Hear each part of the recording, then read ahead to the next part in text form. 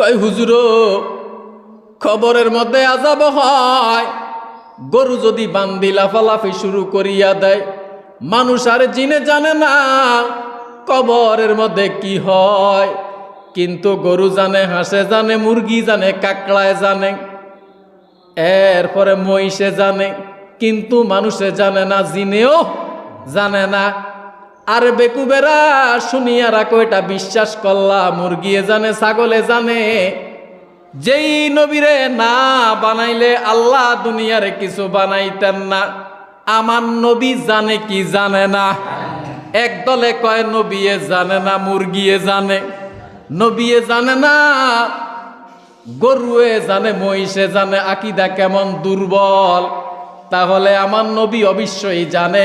আল্লাহ যদি অনুমতি দেয় নবী প্রকাশ করে, আল্লাহ যদি অনুমতি দেয় নবী গোপন রাখে।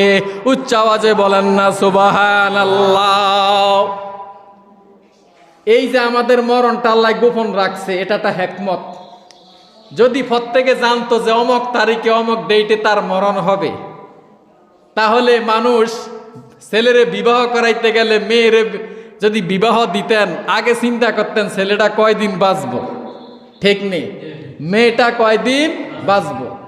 যদি জানতো ছেলের বাবা এবং মেয়ের বাবা আজকে যখন দিনে বিবাহ হয়ে যাবে, 3টা বাজে যখন দুলা সহকারে রওনা দিবে, রেল ক্রসিং এর কাছে যায় এক দুর্ঘটনায় 14 জন অ্যাক্সিডেন্ট হইব, লগে 2 জন যাইব, এই খবর যদি তারা জানতো, বিবাহ হইতো নি।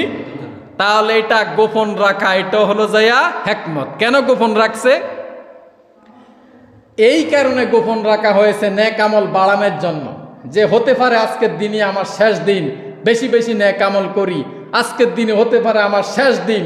এই চিন্তা করিয়া করিয়া যতদিন বাঁচবেন বেশি বেশি নেক আমল করতে পারবেন। আজ যদি জানতেন আরো 80 বছর বাঁচবেন, দরকার নাই এত নেক আমল, এবং হায়াত বহুত সামনে রয়ে গেছে, নাড়ামি গুন্ডামি বহুত কিছু করিয়াম, মরণের 2 বছর আগে আল্লাহর কাছে তওবা করিয়া মাফ চাইয়াম, সৌদি আরব যে হজ করিয়া আসমু, একবারে দেশে আবাকাবা লাগাইয়া 500 গোড়া তসবি গাছের ভিত্তে লাগাইয়া কাল গন্যা ভাড়া দিন অসুবিধা কি?